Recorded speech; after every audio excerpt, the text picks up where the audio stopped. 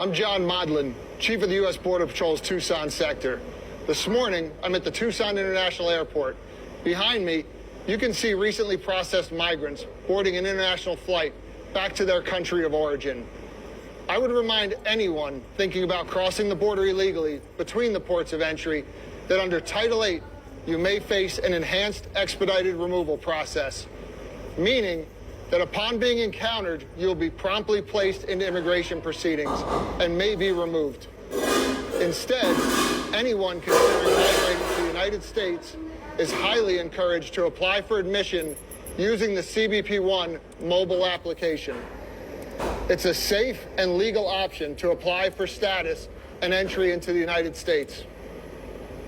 Don't risk your life or the lives of your loved ones by crossing illegally through Arizona's desert during the summer months. Remember, there are consequences for illegal entry under Title VIII. These consequences are strictly enforced. Use the CBP-1 mobile application. Don't cross the border illegally.